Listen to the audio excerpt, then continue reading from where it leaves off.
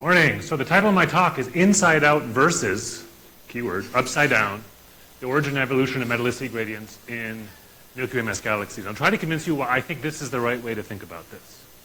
But if you don't care about metallicity gradients, maybe you care about what I'm about to say, which has nothing to do with metallicity gradients. But I want to, well, there's our nice movie, which of course doesn't render well in Zoom.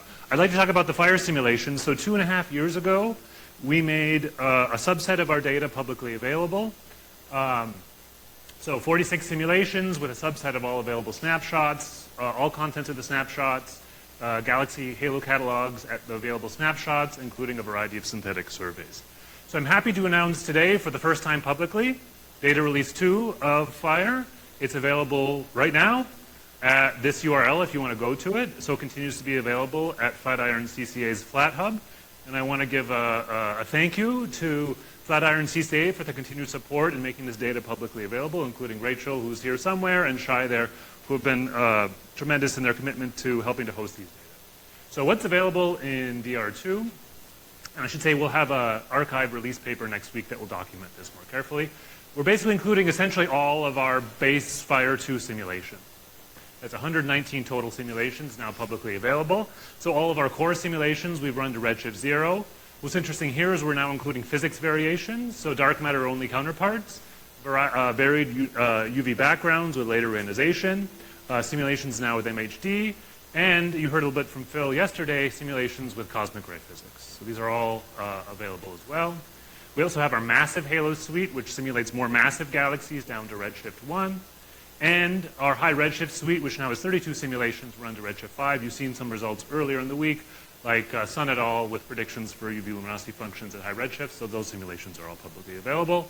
We're releasing all snapshots for most of these simulations. That's up to 600 snapshots.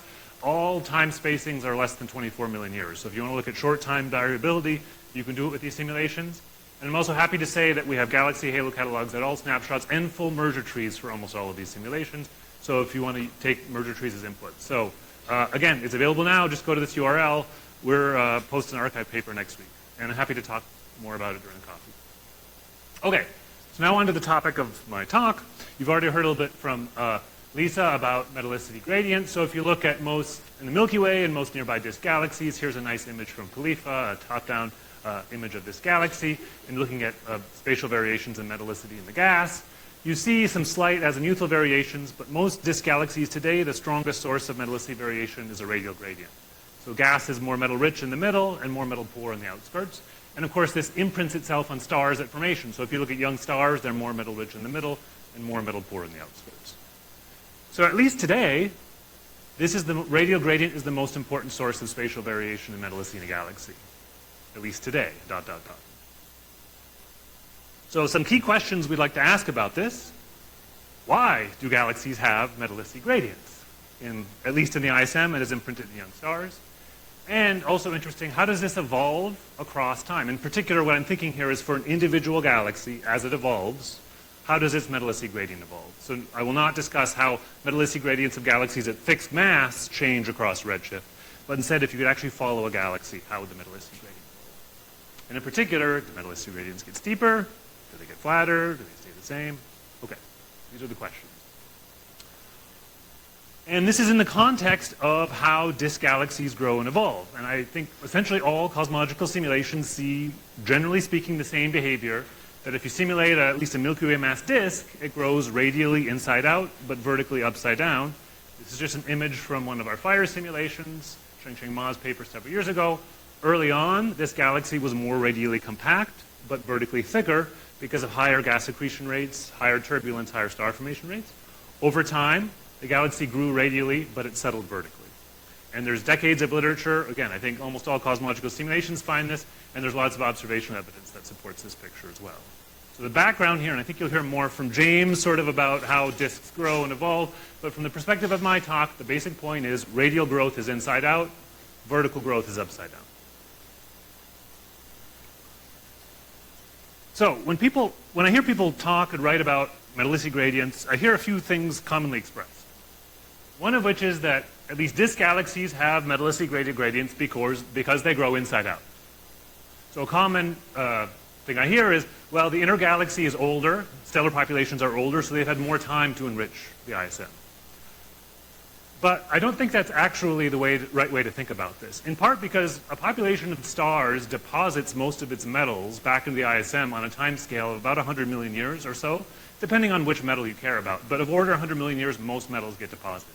So it really doesn't matter if a stellar population is 10 billion years old or 1 billion years old or 500 million years old. It's deposited about the same amount of total metals in the ISM that ever will. So I don't think age gradients as a function of radius are the right way to think about this. And I'll show you, I think there's a better way to think about this. There's also the point of metallicity gradients evolve this way or that way because galaxies grow radially inside out. And I think in principle this makes more sense. But as I'd like to argue, I think the behavior we see and observation support is also not consistent with this way of thinking about it. I think both of these statements are at least misleading. All right, so let's think about how to think about metallicity gradients, why they emerge, and how they might evolve. So we have whatever your favorite metal is, it doesn't really matter here, iron, oxygen, magnesium. But what's important to remember here is always measuring, say, iron relative to hydrogen as a function of radius. Right? And the way I think about that is metals are produced by stars and they get diluted by gas. So at some level, this has to reflect the density of stars relative to the density of gas. And maybe I just care about young stars because those are the ones that have deposited the metals most recently in the ISM that will give rise to spatial variations. Right? But just some ratio of stellar density to gas density. So roughly speaking, the metallicity profile in the gas in the ISM of a galaxy should track log of the ratio of stars to gas. Okay. Again, why do galaxies have metallicity gradients at all? We know observationally that gas density profiles decline with radius, exponential or whatever. Doesn't really matter. The point is gas density profiles decline with radius. We also know that star formation density relates to gas density, typically with a superlinear relation if you're thinking about total gas density, which is the relevant gas here because that's the reservoir that the metals get diluted over. So if you follow a Kenneket-Schmidt relation, star formation rate is a superlinear relation to total gas density. And in fact, for any n greater than 1, that means that the ratio of young stars to gas has to decline with radius, right? So if this is the gas density profile, if the relation of star formation is superlinear, that slope has to be steeper. And that's all you need to give a ratio of stars to gas to decline with radius, and therefore a metallicity profile to decline with radius. So that general feature, a declining density profile of gas and a superlinear relation of star formation, will give you a negative metallicity gradient if metals stay where they're injected, which is a big if. And notice this makes no reference to inside-out growth. If I just deposited that gas instantaneously and followed this star formation relation, that galaxy would form a negative gradient metallicity. Okay, that's point one. Also, how do metallicity gradients evolve? Or as a Milky Way-mass galaxy evolves, what typically happens to the metallicity gradient of its ISM? Does it become shallower or flatter over time? Does it stay about the same? Does it get steeper over time? And usually when I ask the audience on this question, I get roughly equal votes on each of them, which also reflects, if you look at the literature, including from cosmological simulations, which all see radial inside-out, vertically upside-down growth, the literature basically, the predictions are all over the place. And I found it striking when I first started thinking about this more carefully that there seems to be zero consensus on how metallicity gradients evolve. Even though we all agree about how disks seem to form, there's no consensus on metallicity evolution, or gradient evolution. So that's interesting. So what's going on here? Well, there must be different processes competing that in different scenarios could give rise to different behavior. All right, so let's think through this. So let's say this was the gas profile of a galaxy in the past. Right? And again, as I said, because of a Kenneket-Schmidt-like relation, the star formation rate to gas density would decline with radius. So this is what that ratio would look like in the past. As time goes by, the galaxy grows inside out. From my perspective, what that means is that the gas surface density profile becomes shallower. I think that's the right way to think about inside-out growth, is the profile becomes shallower. You're depositing more mass preferentially at the outskirts. So now the gas density profile looks like this, and therefore the ratio of stars to gas becomes flatter. Because of the superlinear relation, the stellar density profile becomes shallower more than the gas density profile does, so the ratio also becomes shallower. So this leads to another common expectation you see in the literature, which is that inside-out radial growth would generally lead to metallicity radial gradients to get flatter over time. Okay, so that's the backdrop. So one way you can get at this is looking at galaxies across redshifts, but we also have a really interesting angle on this of looking in the Milky Way today. You can actually see what happened in an individual galaxy across its history. So you can tag stars in the Milky Way today based on their age. And what you generally see is the following. So if you look at this is iron abundance versus radius. Here's for young stars today, you see a steep gradient. And as you look at increasingly older stellar populations, you see flatter gradients. And we compiled different observational analyses of the Milky Way here. There's not great agreement on the normalization of the metallicity gradient, but essentially all works, at least that we compiled to this date, seem to agree is that you go to older stars in the Milky Way, the gradient gets flatter today. And a lot of people in the Milky Way community interpret this that older stars have just had more time to mix because of radial migration, radial redistribution, so you've washed out the gradient relative to when it formed. But I think it's not clear to me whether or not this reflects what happened to stars between when they formed and today, or if this actually directly reflects the evolution of the ISM in the Milky Way. So that's the interesting question. So we looked at this in our fire simulations. So we have about a dozen Milky Ways. So all the results I showed you will basically be average trends across this population. And this is work first done by my former PhD student, Matt Bellardini. We had 2 papers, and then recently a fantastic undergrad, Russell Graff, has had 2 papers as well. I tried to convince him to pursue a PhD in astrophysics, but he decided rocket science was more interesting, so now he's doing a master's in aerospace engineering, which I can't get that upset about. So he's off doing arguably more interesting work. All right. So these are the observational of the Milky Way I showed you earlier. Here's the strength of the radial gradient in stars, so the iron abundance, as a function of stellar age. And this is what we see in the fire simulations. So the 2 lines show here's stars at birth, and here's stars as you would measure them today in an archaeological sense. So we'd actually see a bit of shallowing as you expect from radial redistribution, but it doesn't qualitatively change this trend. In our simulations, over time, the ISM metallicity gradient was shallow in the past and got steeper today in a way that qualitatively reflects the Milky Way. The Milky Way does appear to be steeper. I can talk to you offline about that. I think it probably has to do with the early formation of the Milky Way. But the most important point here is that the trends we see in fire qualitatively match what we observe in the Milky Way. So in the Fire 2 simulations, histories qualitatively match the Milky Way, mild effect from radial redistribution of stars between birth and today. What this says is that the ISM gradient became steeper over time in the fire simulations, and that at least seems to be consistent with the trends we see in the Milky Way. Now this is true despite the fact that these galaxies formed radially inside out. I just argued to you the simple argument that if galaxies grow radially inside out, you'd expect their gradients to become shallower over time, not steeper. So what's going on? So indeed, we quantified the inside-out growth of our galaxies in this paper, Graff et al. 2025. I won't show you that. Just trust me, almost all of them do form radially inside out. So we did a sanity check, which is the following plot. So this shows the strength of the radial gradient versus look-back time. And basically, don't worry about the different lines. Just look at the darkest one. Basically, what we did is if all metals just stayed where they were injected at the ISM. So if we find stars when they're born, and estimate what their metal enrichment would be, and assume those metals just stayed exactly at the radius where they were injected, this is the trend line you would get of the evolution of the radial gradient. So this conforms to the standard picture that inside-out growth would lead to gradients that were steeper in the past and become shallower today, if metals stayed where they were injected. Whereas the actual metallicity gradient we observe in these simulations is the opposite. That's this curve. So it agrees pretty well today, but as you go back in the past, it diverges. Our gradients were flat in the past, steeper today, when the simple prediction is the opposite. So what's going on here? What gives rise to the difference? Metals don't stay where they were injected in the ISM. Right? This is essentially gas mixing. That can totally mix away what you would have thought would be a strong gradient in the past, ends up being a very flat gradient.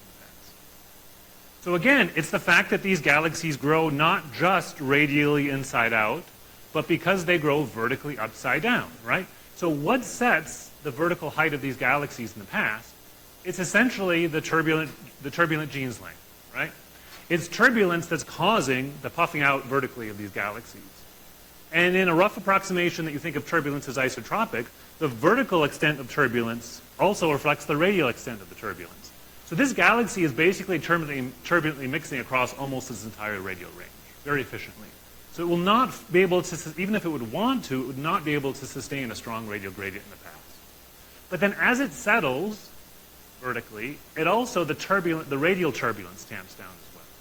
So we quantify that here. So this is the radial velocity dispersion across an entire annulus, because that's what matters for an annulus average radial gradient.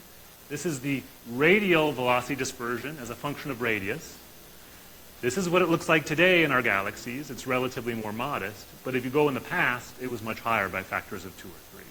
So there simply was more radial mixing in the past, and that prevented a radial gradient from being able to form.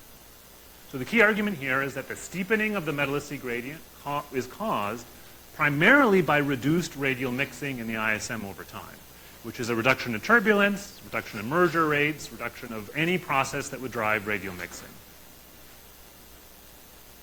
This is also what gives rise to vertical upside-down evolution, right? This is exactly what causes vertical upside-down growth. And what we see in fire is that the vertical upside-down growth wins out over the radial inside-out growth. So it's the vertical upside-down that's more important in setting the evolution of the gradient than the radial inside-out is. It's a competition between two trends, vertically upside-down wins. So again, just to say it one more time, there's a competition between inside-out radial growth and upside-down vertical growth as far as how they would affect the evolution of the radial gradient.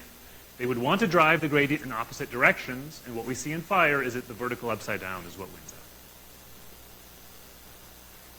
out. Okay, so in the last few minutes, that was, I think, an important benchmark for understanding the Milky Way. The question is, does this agree with measurements in high redshift metallicity gradients? And as many of you know, measuring spatially resolved metallicity gradients, especially in the context of my talk, in Milky Way progenitor mass galaxies at high redshifts is quite challenging. However, this is one area where I think JWST has been really valuable. And I'll skip this and skip this. This is work that my colleague at UC Davis, Tucker Jones, has been involved in. So here's one galaxy they evolved with JWST here. And they had this paper where they kind of made a big deal of the fact that the gradient actually looks mildly positive here at, I think, redshift 3. To my eye, this looks roughly flat. But what I find striking, actually, if you look at this image, a radial gradient isn't even the thing I see. I see strong patchiness and azimuthal variations.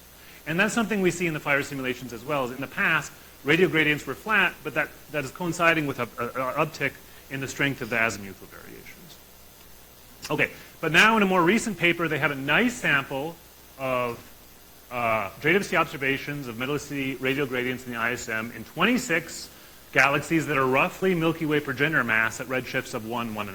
This is exactly what we want to test this. This is right in the mass range with high sensitivity and high angular resolution. And this is what they see. So this is the strength of the radial gradient they measure as a function of redshift. This sort of gray cloud are compilations of previous measurements.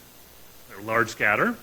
The red dots with, I think, tiny error bars that are hard to see are their measurements. So this is really tightening up with JWST, and they basically find negligibly almost flat gradients in almost all of their galaxies.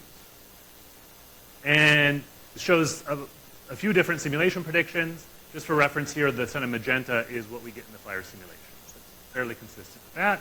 And what's also interesting is at these redshifts, they can look at the gradient as a function of the stellar mass of the galaxies. And what they find is more massive galaxies tend to have steeper ISM gradients. Less massive galaxies tend to be shallower. And they don't have a plot for it, but they do comment in the paper that this correlates with diskiness as well. These are their diskier galaxies. These are these less disky galaxies. So it coincides very nicely with the picture I said. The diskier they are, higher V over sigma leads to less radial mixing. The galaxies can sustain stronger radial gradients. The less disky systems, which tend to be less massive, have weaker gradients. And again, the magenta line here is what we get in the fire simulations. Fairly consistent. Okay, so I'm at the end of my talk now, so just a few takeaways. Origin of metallicity gradients, I don't think it has anything to do necessarily with inside-out growth. You can get a negative metallicity gradients if you just have a declining gas density profile along with a superlinear Koenig-Schmidt-like star formation relation, as long as there's not too much mixing. How do metallicity gradients evolve? Well, we think generically Milky Way mass disks over time grow radially inside out, which naively you'd think would lead to gradients that become shallow over time because the ratio of stars to gas becomes shallow over time. But they also grow vertically upside down as the disk settles, turbulence goes down. And these two lead to expectations for gradient evolution that are opposite. And what we see is it's the upside down that wins out over inside out. And that's what causes gradients to get steeper over time, at least for things that end up as Milky Ways. And qualitatively disagrees with our inference from the Milky Way that older stars have shallower gradients. And this does appear to agree with recent JWST observations of galaxies at redshift 1.5. So there at least is a self-consistent picture emerging here. Thanks.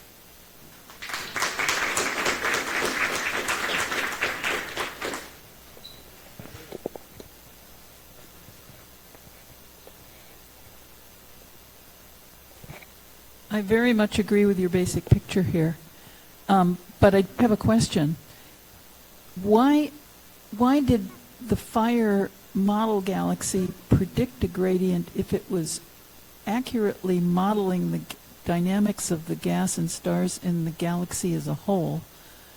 Didn't it mix, and why was its gradient not near zero as a result? It was near zero in the past. So at redshift 1.5, the progenitors were nearly flat gradient. But as the galaxy evolved and the disk settled, V over sigma went up. James will quantify this in a bit. When you get to the thin disk era, the radial mixing becomes very inefficient because the turbulent Jeans length becomes much, much smaller than the radial extent of the disk. So the metals are more approximately staying where they're being ejected from stars at that radius. So you can sustain a gradient. It's all about sustaining the gradient. So thanks for a wonderful talk. So the main thing that you bring about is the mixing is sort of the thing that deviates from the standard prediction. But of course, galaxies are often considered leaky boxes, and you know, the Milky Way made less of it to the low at late times, but at early times I would expect quite a bit of metals getting out. Yeah.